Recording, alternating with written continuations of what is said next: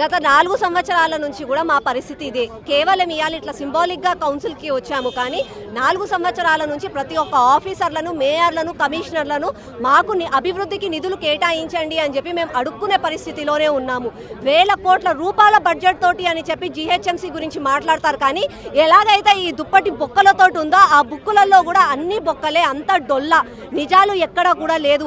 12,000 కోట్ల రూపాయలు గవర్నమెంట్ ఇస్తుంది అని చెప్పి మొన్న రేవంత్ రెడ్డి గారికి పాలాభిషేకం చేశారు కాంగ్రెస్ వాళ్ళు. నేను వాళ్ళని ప్రశ్నిస్తున్నారు, అసలు ఆ డబ్బులు, ఆ నిధులు అన్ని ఎక్కడికి పోయాయి? ఒకవేళ 8,440 కోట్ల రూపాయల బడ్జెట్ ఉన్నప్పుడు ఇప్పటికీ కూడా కాంట్రాక్టర్లకు సంవత్సర కాలం నుంచి ఎందుకు మీరు బిల్లులు ఇవ్వట్లేదు? ఎందుకు పనులు ఎక్కడొక్కడ ఆగిపోయాయి? ఈ రోజు చూసిన నగరం పరిస్థితి ఎలా ఉందంటే మోరీ మొత్తం ఎక్కడ చూసినా అక్కడ మోరీ బొంగుతుంది. అదే డ్రైనేజ్ నీళ్ళల్లో పిల్లలు బడికి పోవాలి, స్కూళ్ళకి పోవాలి, మళ్ళీ గుడికి పోవాలి, దావత్లకు పోవాలంటే అవే కట్టుకుంటూ పోతాము. రోడ్లన్నీ గుంతలమయం అయిపోయాయి, చీకటిమయంగా ఈరోజు హైదరాబాద్ నగరం మారిపోయింది.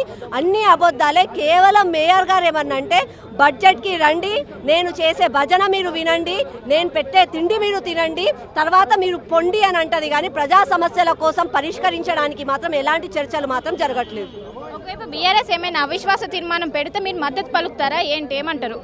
అది పార్టీ నిర్ణయిస్తుందండి.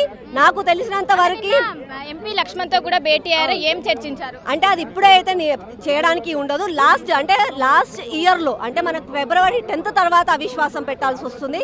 అప్పుడు అవిశ్వాస తీర్మానం ఒకవేళ మా పార్టీ పెద్దలు ఎలా నిర్ణయిస్తే మేము దానికి అలాగే ప్రొసీడ్ చేస్తాం.